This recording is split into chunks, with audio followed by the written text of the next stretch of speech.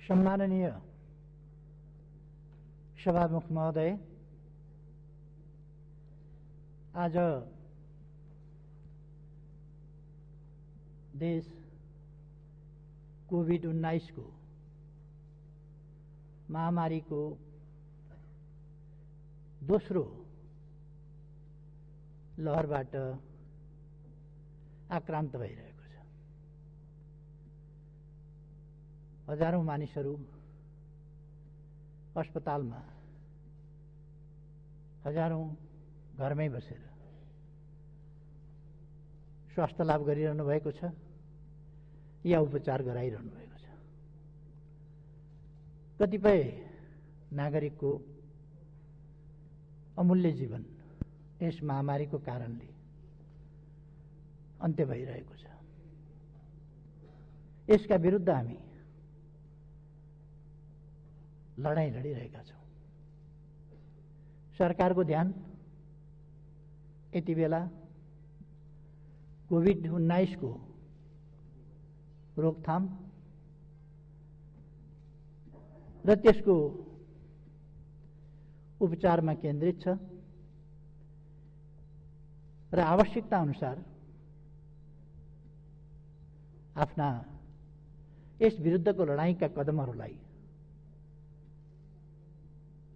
विभिन्न ढंगले प्रभावकारी रूपमा अगाडि पनि बढाइरहेको छ। म कोभिड-19बाट आफ्नो अमूल्य जीवन गुमाउनुहुने सबैप्रति श्रद्धासुमन अर्पण गर्छु। उहाँको निधनमा दुख व्यक्त गर्छु र उपचाररत र संक्रमित सबैको शीघ्र स्वास्थ्य लाभको कामना गर्दछु।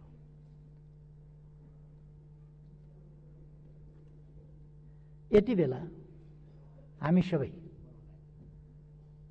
कोभिड विरुद्धको लडाईँलाई पक्ष विपक्षको विषय नबनाई हामी सबैको यो अदृश्य भयानक साझा शत्रु, जसले हाम्रो देशलाई मात्रै होइन आज विश्वलाई नै आक्रान्त बनाएको छ, विश्वलाई नै मानवीय क्षति, सामाजिक जनजीवनलाई अस्तव्यस्त बनाउने र अर्थतन्त्रलाई गम्भीर प्रतिकूल असर पार्ने यस्ता खालका कामहरू यस रोगले गरिरहेको छ। यति बेला हामी सबै विचारका भिन्नताहरू अथवा संस्थागत भिन्नता वा कुनै प्रकारका भिन्नताहरूलाई थाती राखेर यसका विरुद्ध एकजुट भएर लड्नुपर्ने आवश्यकता हामी सबैले महसुस गर्नुपर्दछ र यसलाई आफ्नो पक्षका निम्ति कुनै पनि हिसाबले प्रयोग गर्ने खालको सोच हामीमा आउनु पनि हुँदैन। त्यसर्थ म सबैलाई सरकारका प्रयासहरूमा साथ सहयोग दिन र यस अभियानमा सबै पक्ष, सञ्चार माध्यम, राजनीतिक दलहरू, सङ्घ संस्था लगायत सबै एकजुट भएर यस लडाईँमा सामेल हुन र कोभिडलाई पराजित गर्ने हाम्रो साझा उत्तरदायित्व त्यसलाई वहन गर्न सबैमा आग्रह पनि गर्न चाहन्छु। सम्माननीय सभामुख महोदय, यस्तो बेलामा यस्तो परिस्थितिमा आज हामी स्थिरता र स्थायित्वका साथ एकताबद्ध भएर राष्ट्र जनताले देख्ने गरी, जनताले बुझ्ने गरी, अनुभव हुने गरी यस काममा सबै एकजुट भएर लागेको हुनुपर्ने थियो। तर मैले अलिकति दुःखका साथ नै भन्नुपर्छ, हामी त्यसरी जान सकेनौं। कारण जेसुकै होस्, तर हाम्रा गतिविधिहरू, हाम्रा चिन्तनहरू, हाम्रा प्रयासहरू, हाम्रा ध्यानहरू जे कुरामा केन्द्रित हुनु पर्थ्यो त्यस कुरामा केन्द्रित हुन सकेनन्। सरकारले आफ्ना ध्यान कोभिड विरुद्धको लडाईँमा केन्द्रित गर्न चाह्यो, विकासका प्रश्नहरूमा केन्द्रित गर्न चाह्यो, सामाजिक जनजीवनमा बढी क्षति र खलबलाहट पैदा हुन नपाओस्, अर्थतन्त्रमा प्रतिकूल असर न्यून गर्न सकियोस्, यस कुरामा सरकार लाग्यो। तर सरकारले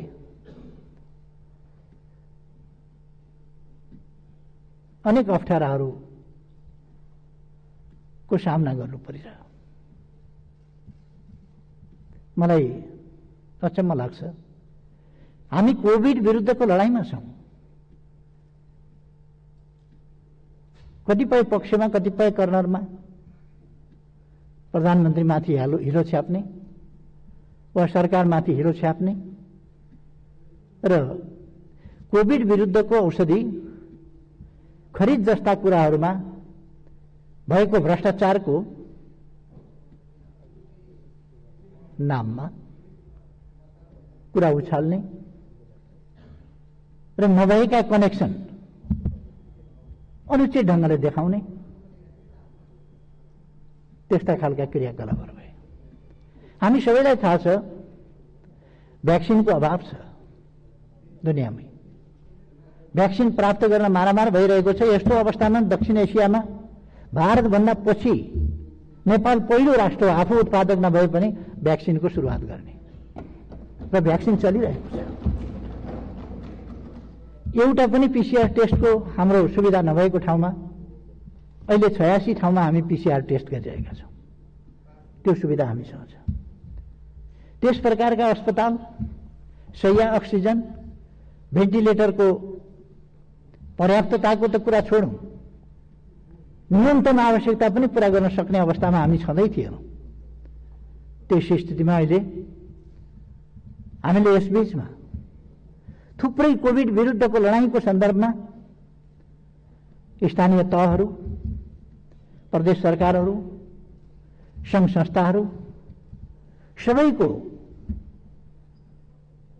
सरकारको सम्पूर्ण संयन्त्र सबैको साथ सहयोग लिएर सफलतापूर्वक पहिलो लहरलाई तुलनात्मक हिसाबले भन्ने हो भने न्यून क्षतिमै सरकारले नियन्त्रण गर्न सक्यो। तर फेरि म कारणहरूमा गइरहन अहिले चाहन्न, तर फेरि दोस्रो वेभ सिर्जना भयो। आज हामीले यसको सामना गर्नुपर्नेछ र हामी यसमा जुटिरहेका छौं। म सरकार यसमा सम्पूर्ण रूपमा ध्यान केन्द्रित गरेर, साधन स्रोत केन्द्रित गरेर नयाँ नयाँ अस्पतालहरू, नयाँ नयाँ बेडहरू, नयाँ नयाँ आईसीयू, अक्सिजन उत्पादनको क्षेत्रमा वृद्धि, सिलिन्डर विभिन्न ठाउँबाट प्राप्त गर्नेदेखि लिएर सिलिन्डर बाहिरबाट मगाउनेदेखि, विभिन्न देशबाट भ्याक्सिनहरू मगाउनेदेखि यी सबै कामहरू गरिरहेका छौं। यसमा यदि कहीँ कतै यसमा पनि कोभिडको यस्तो महामारीमा हामीले भनेका छौं जनताको जीवन रक्षा पहिलो शर्त हो, पहिलो कुरा हो। यस्तोमा पनि यदि कसैले यस्तो महामारीको साझा संकटका बेला, साझा समस्याको समाधान गरिरहेका बेला पनि यदि कसैले यसमा पनि भ्रष्टाचार गर्छ भने त्यस्तो अपराध कुनै पनि हालतमा क्षम्य हुँदैन र हामी कसैलाई पनि छुट दिनेवाला छैन। त्यसमा छानबिन हुन्छ, कारबाही हुन्छ दोषी पाइयो भने। तर यहाँ त कस्तो छ भने फलानु देशको अफिसरसँग प्रधानमन्त्रीले गरेको हस्ताक्षर अनअफिसियल अनुवादको कपीमा चाहिँ हस्ताक्षर। योभन्दा तमासा के हुन्छ? अनअफिसियल प्रतिमा हस्ताक्षर हुन्छ कहीँ? अनअफिसियल अनुवाद, ओरिजिनल कपी होइन। कुनै हस्ताक्षर हुन्छ भने पनि ओरिजिनल कपीमा हुन्छ होला नि। अनअफिसियल, अनौपचारिक, अनुदित प्रति भनेर प्रचार गरिन्छ र त्यस्तोमा फेरि प्रधानमन्त्रीको हस्ताक्षर स्क्यान गरेर जोडिन्छ। यो सम्मका खेल नेपालमा हुने गर्छन्। म त्यसमा दुःख व्यक्त गर्न चाहन्छु। हामी यति साह्रो तल झर्नु हुँदैन। आफूलाई यति साह्रो कृत्य काममा संलग्न गराउनु हुँदैन। मेरो यसमा आग्रह छ। चाहे राष्ट्रियताको सवाल होस्, चाहे लोकतन्त्रको सवाल होस्, चाहे जनजीविकाको सवाल होस्, चाहे शान्ति सुव्यवस्था सुशासन मानवाधिकारको सवाल होस्, चाहे भ्रष्टाचार विरुद्धको हाम्रो लडाईँको सवाल होस्, कुनै पनि कुरामा सरकार अनुचित तरिकाले, अनुचित प्रश्नमा, अनुचित दृष्टिकोण र अडानमा कुनै सम्झौता गर्दैन। राष्ट्रिय हित, जनताको हितलाई छोडेर तलमाथि गर्दैन र गर्न दिँदैन भन्ने कुरो मैले पटक पटक यस गरिमामय सदनमा प्रस्तुत गरिसकेका छु। यस सम्बन्धमा मैले धेरै केही भन्नु छैन। खालि मैले यस्तो परिस्थितिमा आज हामी राजनीतिक अवस्थाको कारणले मैले यस सदनको ममाथि विश्वास छ भन्ने कुराको पुष्टि गर्न आवश्यक ठानेकोले आज यो प्रस्ताव राख्न म यहाँ उभिएको छु। म विश्वास गर्छु हामी संलग्नतामा होइन, म कहाँ संलग्न छु, मेरो संलग्नता कहाँ छ भन्ने कुरामा होइन, हामी सार्वभौम जनताको प्रतिनिधित्व गरेर यहाँ उभिएका छौं। सार्वभौम जनताको भावना र हितहरूको प्रतिनिधित्व हामी गर्छौं। यस्तो अवस्थामा हामीले विचारको आग्रहका साथ होइन, आफ्ना स्वार्थहरूबाट निर्देशित भएर होइन, हामीले म कहाँ छु, कहाँ आबद्ध छु, कहाँ सम्बद्ध छु भनेर होइन, आबद्धता वा संलग्नतालाई हेरेर होइन, सत्यलाई पछ्याएर निर्णय गर्नुपर्ने अवस्था छ र निर्णय हामीले त्यसरी गर्न सक्नुपर्छ। यदि हामीले सच्चाइलाई पछ्याउँछौं भने वर्तमान सरकार कुनै हिसाबले विश्वास गर्नु नपर्ने सरकार हुँदै होइन। राष्ट्रियताको हिसाबले, राष्ट्रियताको प्रश्नमा मैले धेरै भन्नु पर्ला जस्तो लाग्दैन। एउटा अग्नि परीक्षा होइन, राष्ट्रिय हितको रक्षा सम्वर्धनको प्रश्नमा, राष्ट्रियताको रक्षा र सम्वर्धनको प्रश्नमा, स्वाधीनता स्वतन्त्रताको वास्तविक अर्थमा व्यवहारिक रूपमा कार्यान्वयन गर्ने सन्दर्भमा, भौगोलिक अखण्डताको रक्षा र पहरेदारी गर्ने सन्दर्भमा, राष्ट्रिय हितलाई सर्वोपरि राखेर व्यवहार गर्ने सन्दर्भमा र राष्ट्रिय स्वाभिमानलाई माथि उठाउने सन्दर्भमा वर्तमान सरकारले कुनै पनि कसर नराखेको कुरा यो तर्कभन्दा माथि छ।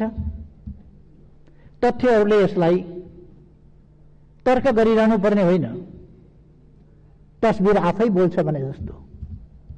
सत्यहरू आफै बोल्छन्, हाम्रा व्यवहार आफै बोल्छन्, हाम्रा उपलब्धिहरू आफै बोल्छन्, हामीले प्रस्तुत गरेका दृष्टिकोणहरू आफै बोल्छन्, हामीले लिएका उडानहरू आफै बोल्छन् र हामीले प्राप्त गरेका उपलब्धिहरू आफै बोल्छन्।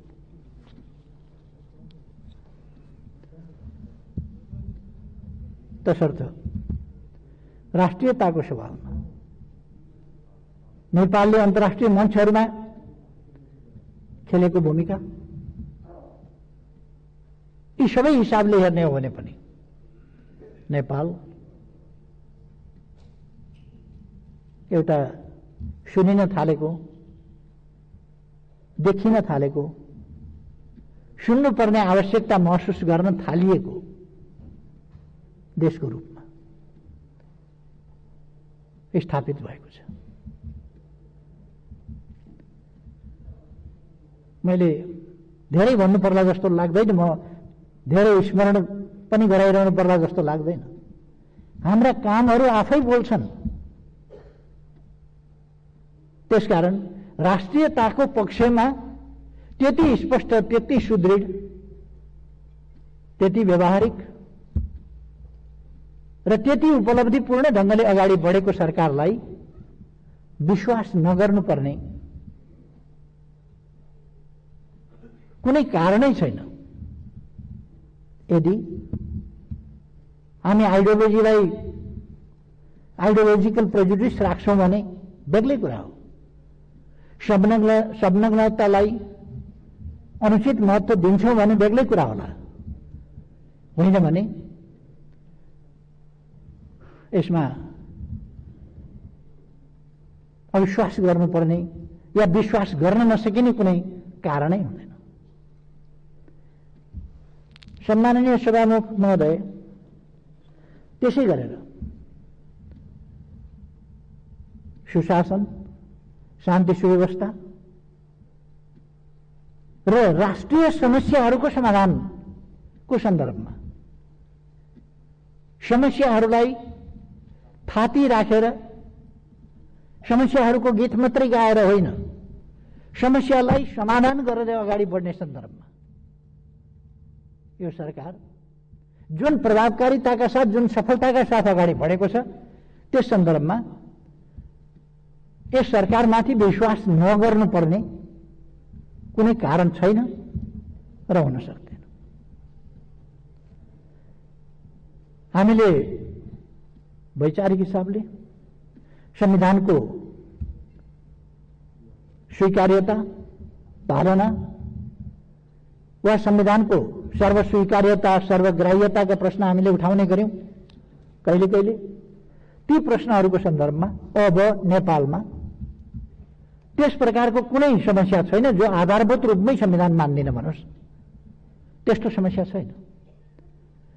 जहाँसम्म संविधानमा यो वा त्यो पक्षमा यति सन्तुष्टि रह्यो, यति असन्तुष्टि छ, यो ठाउँमा सच्याउनु पर्छ भन्ने कुरा, त्यो त व्यवहारका क्रममा संसारमा जुनसुकै पनि संविधान परिमार्जन हुँदै जान्छ। आवश्यकताका आधारमा देशलाई अगाडि बढाउने सन्दर्भमा संविधानको कार्यान्वयनकै सन्दर्भमा प्राप्त अनुभवहरू र ती अनुभवहरूले देखाएका परिवर्तनका आवश्यकताहरू अनुरूप र देशलाई अगाडि बढाउनका निम्ति औचित्यपूर्ण ढंगले समयानुकूल ढंगले संविधानमा संशोधन गर्न सकिन्छ, गर्न पर्ने हुन्छ र त्यसका लागि त सरकार सबै पक्षसँग छलफल गर्न, त्यसका लागि मस्यौदाका सन्दर्भमा, संविधानको सन्दर्भमा मस्यौदा गर्ने सन्दर्भमा, त्यो मस्यौदा भनेको सुझावका लागि, संविधान संशोधन कहाँ गर्नुपर्छ त्यसको अध्ययनका लागि एउटा कार्यदल पनि बनाउन सकिन्छ। त्यस्तो कार्यदलबाट आएका सुझाव अनुसार आवश्यक संशोधन पनि गर्न सकिन्छ। संविधान असंशोधनीय दस्तावेज होइन भनेर मैले धेरै पटक यही रोस्टमबाट पनि बोलेको छु सुरुदेखि नै। औचित्यको आवश्यकताको आधारमा संविधान संशोधन हुन सक्छ। बाँकी आधारभूत रूपमा आज सिङ्गो देश अब कसैले विखण्डनको राजनीति बोक्दैन। विखण्डनको राजनीति विभाजनको राजनीति होइन। देशको सार्वभौमसत्ता, स्वाधीनता र भौगोलिक अखण्डताको सन्दर्भमा अब कुनै विवाद छैन र पृथकतावादको विचार बोक्ने पक्षलाई पनि हामीले संविधानको मूलधारमा ल्याइसकेका छौं। त्यसै गरेर राजनीतिक उद्देश्य प्राप्तिका लागि अथवा आफ्ना माग र आकांक्षाहरू पूरा गर्नका लागि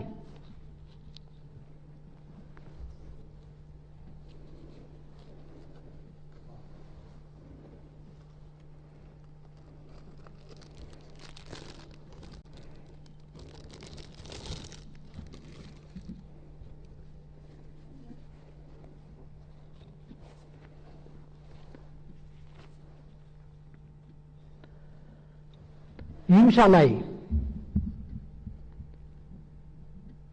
माध्यम बनाउनु पर्छ भन्ने जुन सोचहरू रहेका थिए ती सोचहरू पनि अब अन्त्य भएका छन्। सरकारले संवादको माध्यमबाट हिंसाको विचार र मार्ग परित्याग गराएर शान्तिपूर्ण राजनीतिको मूलधारमा त्यस्तो पक्ष र शक्तिहरूलाई पनि ल्याइएको छ। यस्ता सफलताहरू दशकौंदेखि नेपालमा हिंसाको राजनीति अनवरत थियो अथवा राजनीतिका नाउँमा राजनीतिक उद्देश्य वा अभिष्ट प्राप्त गर्नका निम्ति हिंसाको पक्षपोषण त्यसको अवलम्बन गर्ने शक्तिहरू थिए। त्यसले देशमा एउटा भएको र क्षतिको स्थिति लगातार राखेको थियो। त्यो अन्त भएको छ। यी के ऐतिहासिक र ठूला उपलब्धिहरू होइन, यस्ता उपलब्धिहरू यही सरकारले गरेको छ। पुराना पुराना अपराधहरू पत्ता लगाएर दोषीहरूलाई कठघरामा ल्याइएको छ र ल्याइँदैछ। सफलता नदेख्ने एकाध सफलता प्राप्त गर्न अलिकति विलम्ब भयो भने त्यो देख्ने र त्यसलाई अत्यन्तै बढाई चढाइकन बुझ्ने यो खालका तरिकाहरूमा हामी जान हुँदैन भन्ने मलाई लाग्छ।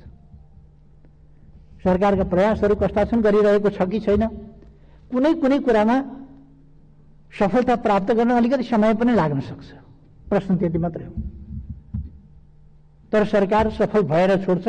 हिजोदेखिका विभिन्न खालका अपराधिक क्रियाकलापहरूको सन्दर्भमा छानबिन गर्ने र दोषीमाथि कारबाही गर्ने काम वर्तमान सरकारले गरेको छ। यसले मैले पहिले नै भने दोषीको अनुहार हेरेर कारबाही गर्ने कि नगर्ने होइन, निष्पक्ष न्याय निरूपण भइसकेपछि वा त्यसरी गरिएपछि अनुहार हेर्ने गरिएको छैन। कुनै आग्रहवश, पूर्वाग्रहवश, प्रतिशोधका हिसाबले कुनै प्रकारको क्रियाकलाप वर्तमान सरकारले गर्दैन। अराजनीतिक हत्कण्डा अपनाउने या त्यस्ता अनुचित अराजनीतिक गैर कानूनी तरिकाले त्यस्ता कामहरू गर्दैन। मैले पहिले पनि यस सम्मानित सदन समक्ष यी कुराहरू राखिसकेका छु। त्यसकारण यस सरकारलाई विश्वास नगर्नुपर्ने कुनै कारणै छैन।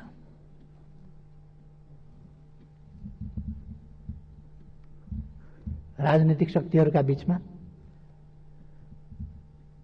घाउ कोट्याइकन, राजनीतिक शक्तिहरूका बीचमा किन चुनिँदैन भनेर चुनाउनका लागि तानातान गरिकन, किन भत्किँदैन भनेर ठोकिकन भत्काउन लाग्दा पनि शान्ति सुव्यवस्थाको स्थिति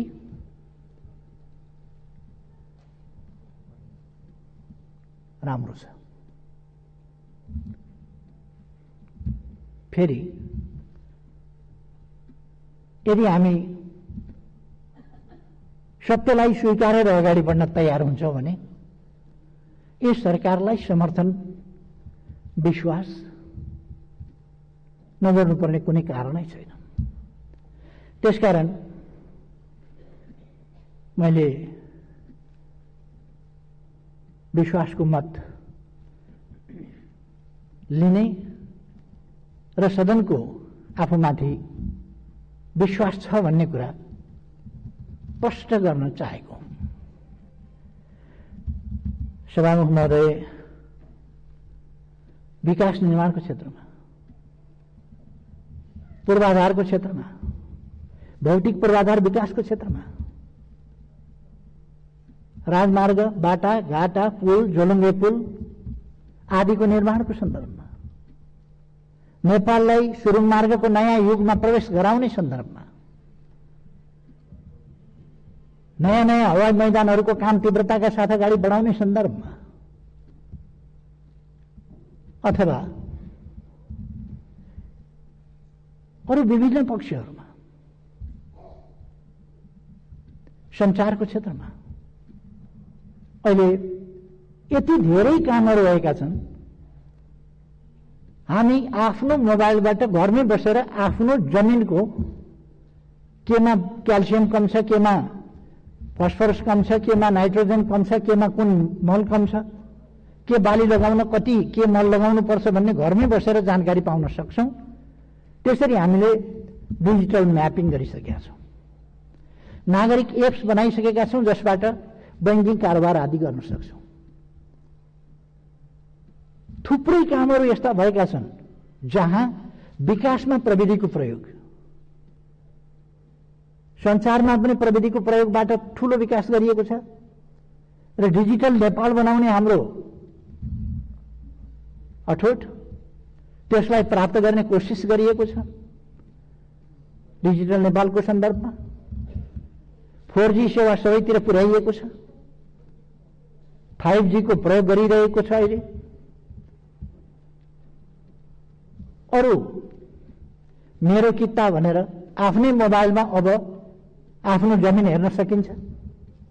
कहाँनिर छ आफ्नो जमिन, कुन किता हो, कति छ, त्यसको आकार कस्तो छ, ती सबै हेर्न सकिन्छ र त्यसै मार्फत कारोबारहरू गर्न सकिन्छ। अब कुनै कर तिर्नु पर्यो भने कुनै मोबाइलको चार्जदेखि लिएर अनेक कुराहरू तिर्नका लागि या भूमि कर तिर्नका लागि, लाइसेन्स रिन्यू गर्नका लागि, अनेक चीजका लागि कार्यालय अड्डा दाइरहनु पर्दैन। घरै बसेर हामी ती कामहरू गर्न सक्छौं। अथवा त्यसरी नेपाललाई एउटा प्रविधि प्रयोग गरिरहेको आधुनिक देशमा त्यस रूपमा हामीले अगाडि बढाएका छौं। मेलम्ची अगाडिदेखि सुरु भएको थियो। कसले सुरु गर्यो भन्ने बहस पनि चले। राजा वीरेन्द्रका समयदेखि चलेको थियो। किशुनजीले 48 सालको निर्वाचनका बखत त्यो प्रसंग फेरि उठाउनु भएको थियो।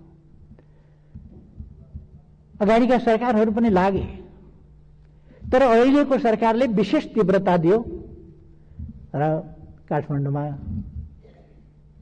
17 करोड लिटर पानी ल्याइयो।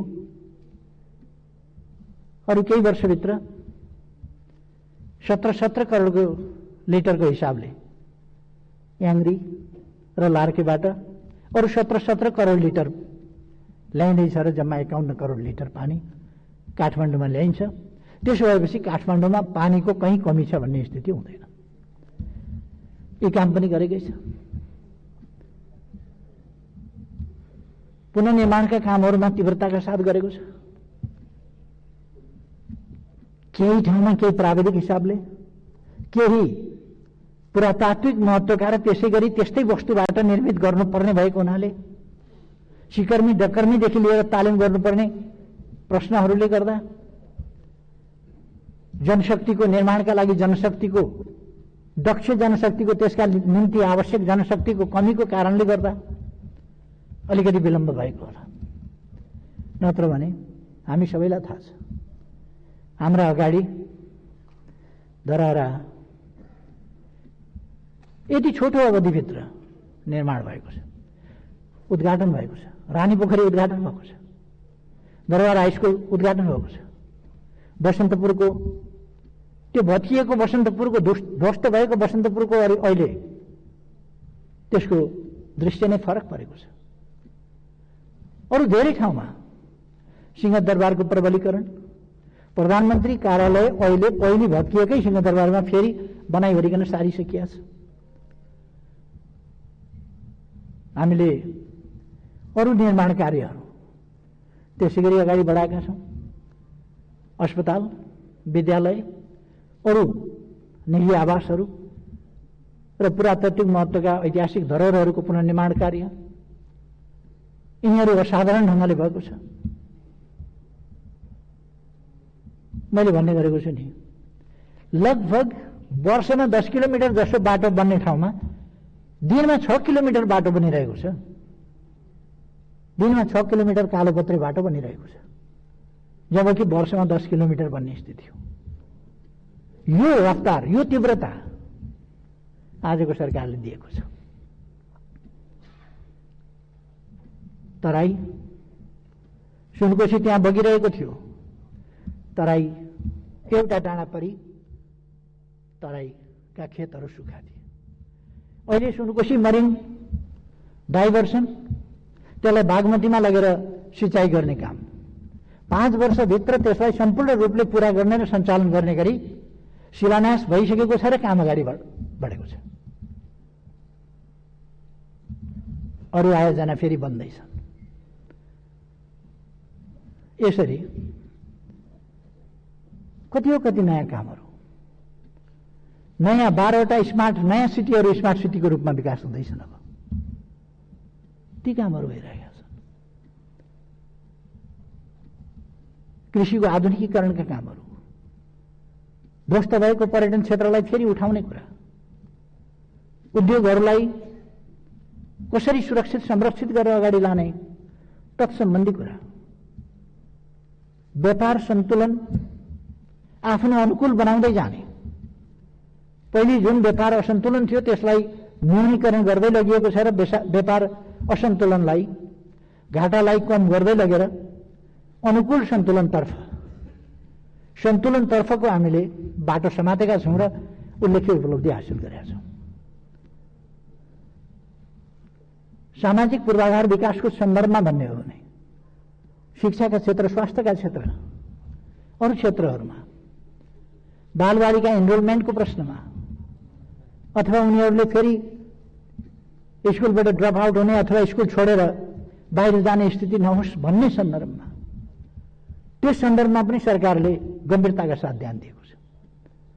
उच्च शिक्षालाई, विश्वविद्यालयहरूलाई अनुसन्धानका केन्द्र बनाउने, अनुसन्धानमुखी, व्यवहारमुखी, आधुनिक शिक्षा, प्रतिस्पर्धी शिक्षा, त्यो कुरा उपलब्ध गराउने, यस सन्दर्भमा सरकारले ध्यान दिएको छ। कृषिलाई कसरी ठूलो मात्रामा उत्पादनमा लान सकिन्छ, उच्च उत्पादन वृद्धि दर कसरी कायम गर्न सकिन्छ, त्यसै हिसाबले यस्तो बेलामा पनि कृषि क्षेत्रमा उत्पादन वृद्धि दर राम्रो रह्यो।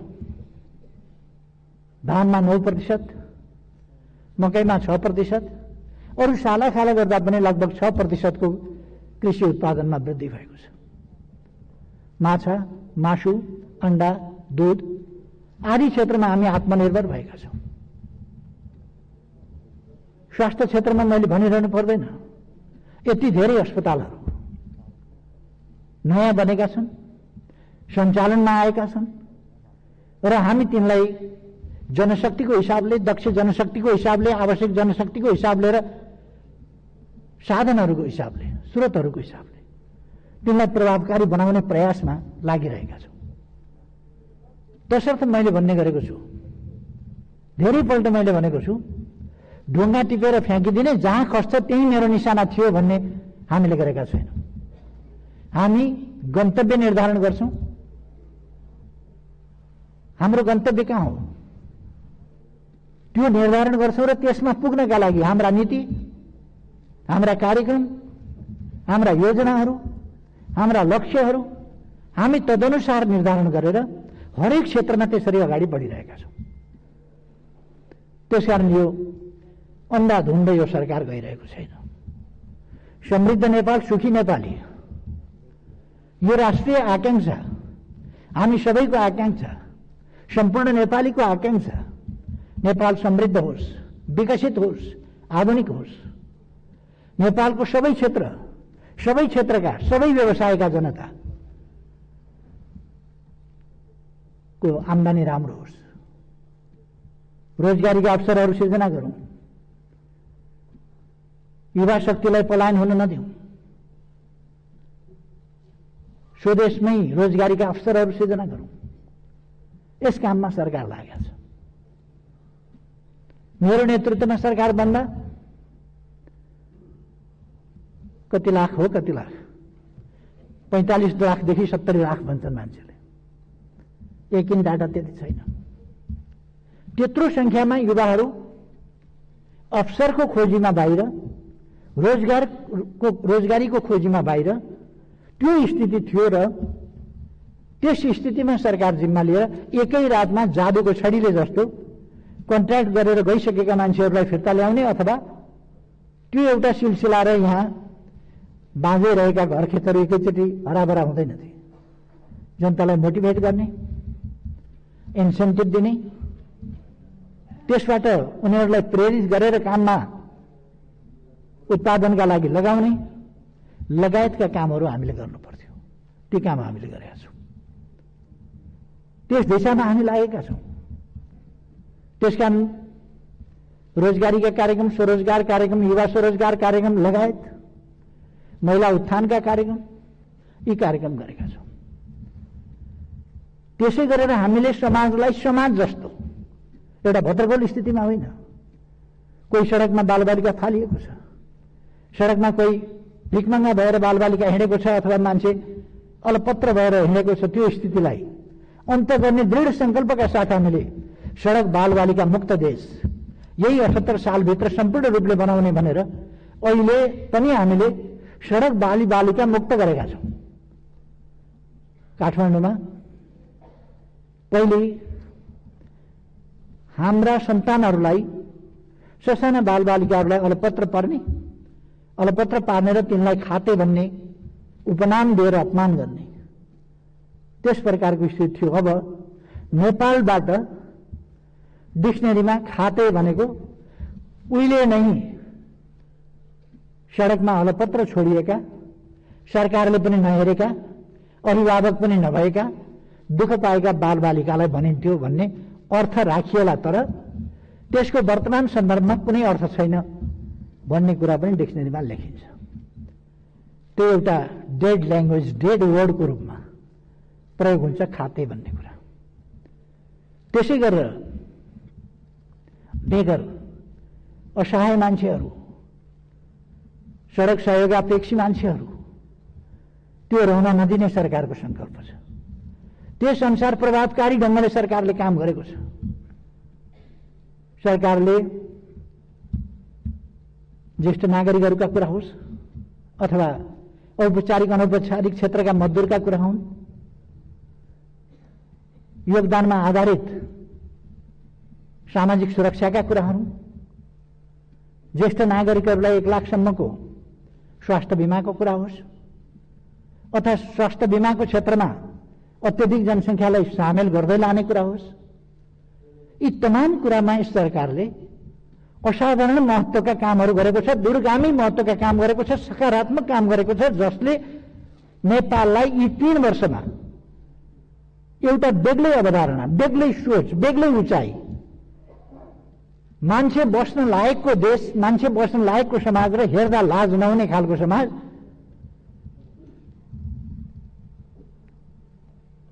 र चल मैदान भन्ने स्थितिबाट अन्त गरेको छ।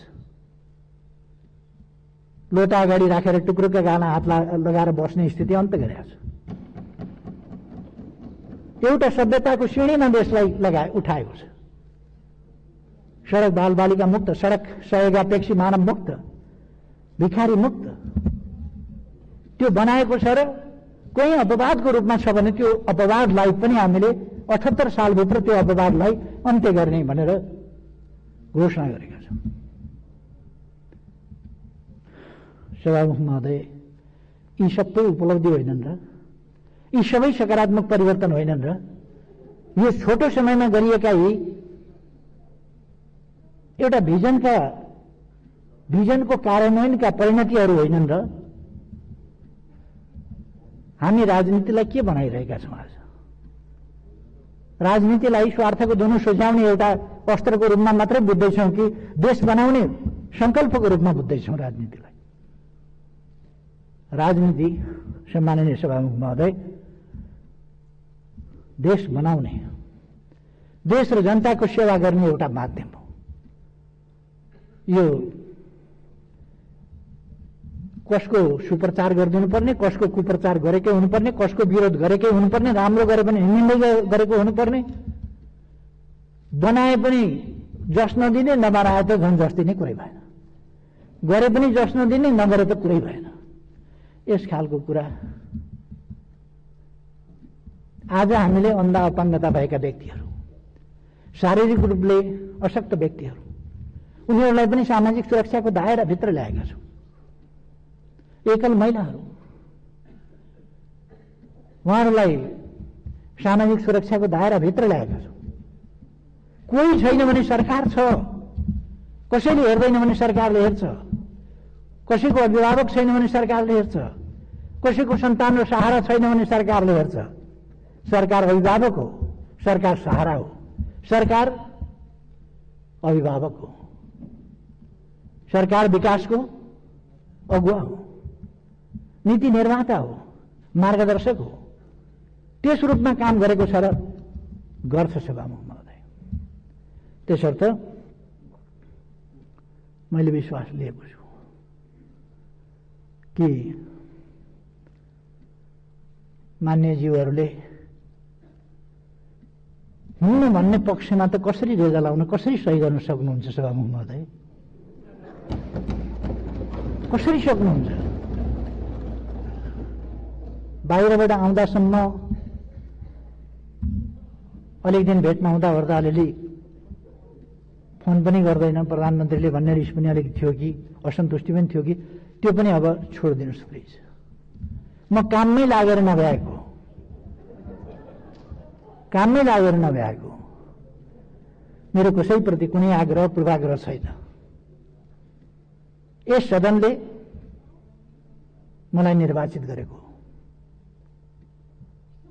यस सदनको बलले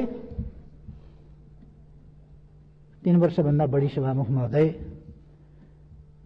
म प्रधानमन्त्रीको हैसियतमा यस्तो स्टममा उभिएको छु। यही सदनको बलले फेरि पनि रहन्छु भन्ने मलाई विश्वास छ, किनभने सदनको विवेकमाथि म पूर्ण रूपमा भरोसा गर्छु। सभामुख महोदय, मैले धेरै केही भन्नु पर्ला जस्तो लाग्दैन। हामीले मानव अधिकारको क्षेत्रमा होस्, वातावरणको क्षेत्रमा होस्, अरू क्षेत्रमा होस्, अनेक क्षेत्रमा असाधारण काम गरेका छौँ। हामीले सगरमाथा संवाद राखेका थियौँ, कोभिडको कारणले हुन सकेन। अब आउँदो अक्टोबरतिर राख्ने भन्ने विचार गरेका छौँ र मलाई विश्वास छ कोभिड हामी छिटै नै नियन्त्रण गर्न सक्छौँ।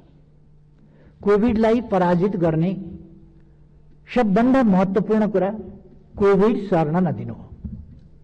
कोभिड सर्न नदिएपछि कोभिड पराजित गर्न सकिन्छ। त्यसका लागि मास्क लगाऊँ, सामाजिक दूरी कायम राखौँ, सेनिटाइजरको प्रयोग गरौँ, हात धौँ, स्वास्थ्य मापदण्डहरू बराबर प्रचार भएका छन्। यो हामी सबैका लागि हो। ओहदा जेसुकै होस्, कोरोनाले ओहदा चिन्दैन, सोशल स्ट्याटस चिन्दैन। त्यसकारण केही पनि नचिन्ने भएको हुनाले हरेकले कोरोनालाई पराजित गर्न हरेकको योगदान आवश्यक छ। हरेकको योगदान, हरेक नेपाली दाजुभाइ दिदीबहिनीहरूलाई पनि यस सदन मार्फत म आग्रह गर्न चाहन्छु, कोभिड-19 विरुद्धको यस अभियानमा हामी फेरि पनि लागौं। सरकार जसको बन्ला, जस्तो बन्ला, बेग्लै कुरा हो।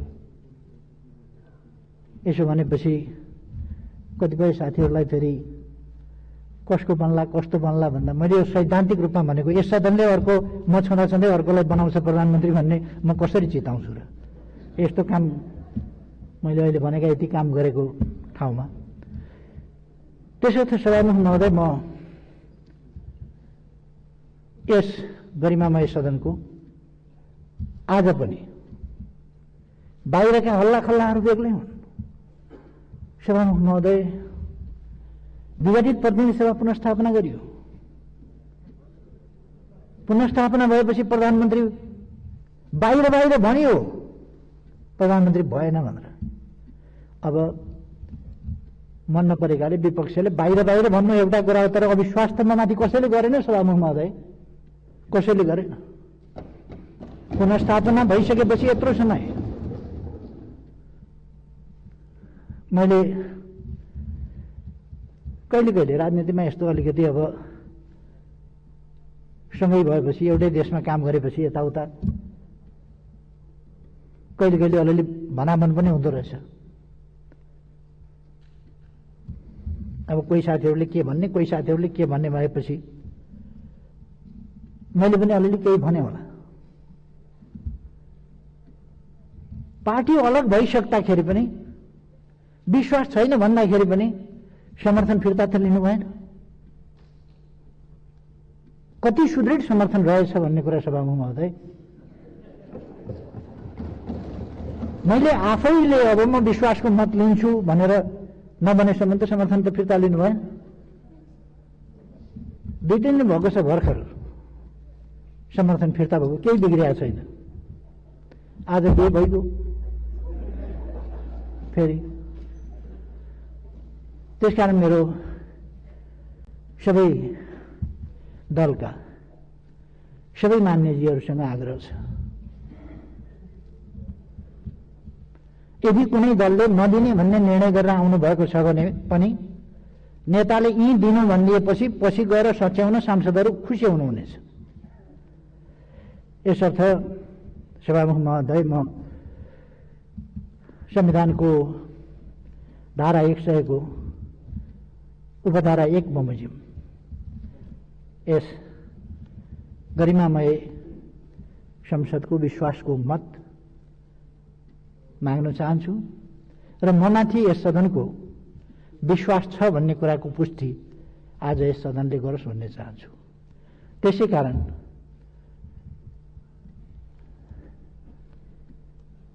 प्रतिनिधि सभा नियमावली 2075 को